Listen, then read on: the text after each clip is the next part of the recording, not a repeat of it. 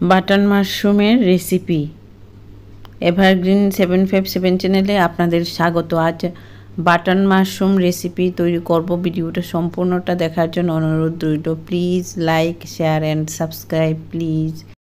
এটা রান্না করার জন্য মশলা নিয়েছি জিরে, ধনে, মৌরি, আদা, রসুন, পেঁয়াজ, কাঁচা লঙ্কা। এগুলি মেশিনে পেস্ট করব। শিলনোড়ায়ও করা যায়। জল দিয়ে মেশিনে বাটা করে নেব। বাটা হয়ে গেছে। আলু কেটে জলে রেখেছি, আলু দেব মাশরুম নিয়েছি। এগুলি গরম জল দিয়ে ধোবো। ফুটন্ত জল দেব না, হাত দিয়ে ধরা যায় এরকম গরম জল দিয়ে এগুলি ভিজিয়ে রাখবো 5 মিনিট। তারপর এভাবে হাত দিয়ে নাড়াচাড়া করে ধুয়ে নেব, পরিষ্কার হয়ে যাবে। কেমিক্যাল থাকে, গরম জল দিতেই হবে, গরম জল দিয়ে ধুয়ে নিতে হবে। বোতামের মতো মাশরুমের জন্য বাটন মাশরুম বলা হয়েছে। গরম মশলা, এলাচি, দারচিনি, লং নিয়েছি, এগুলি পেস্ট করব। আলুটা ভাজা করে নিচ্ছি। আলু ভাজা হয়ে গেছে, তুলে নেব। এই কড়াইতে আবার তেল দিয়েছি, তেল গরম হবে। তেল গরম হয়েছে, বাটন মাশরুমগুলি এই তেলের মধ্যে দিয়ে দিলাম। মাশরুমের মধ্যে নুন দিচ্ছি এই পরিমাণে, হলুদ দিয়ে দিচ্ছি এই পরিমাণে। এখন নুন হলুদ মিশিয়ে নিচ্ছি।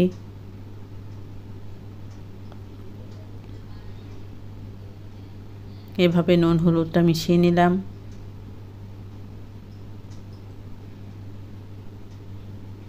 এখন একটা একটা করে ছড়িয়ে দেব।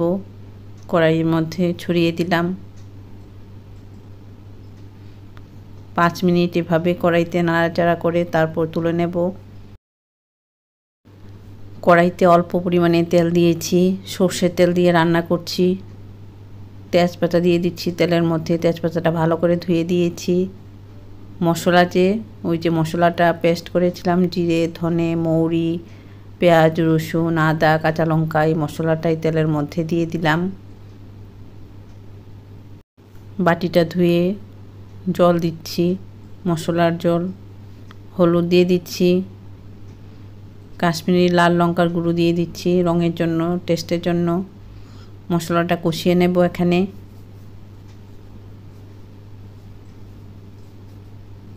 স্টেপ বাই স্টেপ মশলাটা কষিয়ে নেব। কাঁচা গন্ধ যাওয়া পর্যন্ত মশলাটা কষিয়ে নেব। পেঁয়াজ রসুনের কাঁচা গন্ধ যতক্ষণ থাকবে ততক্ষণ নাড়াচাড়া করব। এখন এরকম হয়েছে। মটর দানা সেদ্ধ করেছিলাম, মটর দানাটা দিয়ে দিলাম। মশলার মধ্যে মটর দানাটা দিয়ে নাড়াচাড়া করছি।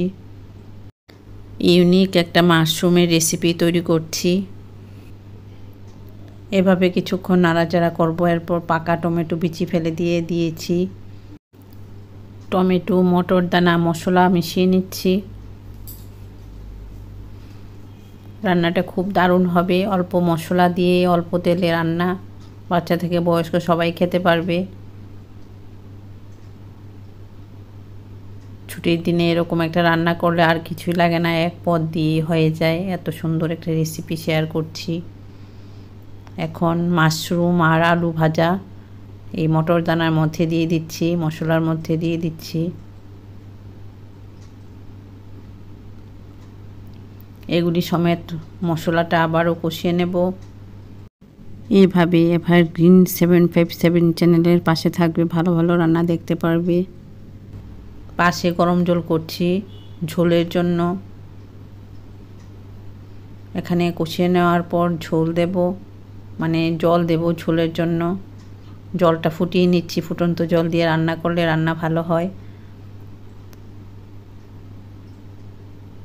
এলাচি, দারচিনি, লং থেতো করে দিয়ে দিলাম। গরম মশলা দিলাম, মিশিয়ে নিচ্ছি। মশলাটা সুন্দর কষিয়ে নেওয়া হলো। এভাবে কষিয়ে নিলে রান্না চমৎকার হবে। মাশরুম বাচ্চারা খেয়ে পছন্দ করে, বাচ্চাদেরকে মাশরুম রান্না করে দেবে। ফুটন্ত জল ঝোলের জন্য দিয়ে দিচ্ছি। এগুলি সেদ্ধও হবে। মাশরুম, আলু, এগুলি সুন্দরভাবে আরও সেদ্ধ হবে। জলটা মিশিয়ে দিলাম। হলুদ তো দেওয়া হয়েছে, হলুদ দিতে হবে না। এখন নুন দেব। জল দিয়েছি, ঝোলের জন্য নুন দিয়েছি। নুন কিন্তু বেশি দেই না, অল্প নুন দিয়ে আমি রান্না করি। ঢাকা দিয়ে দিলাম।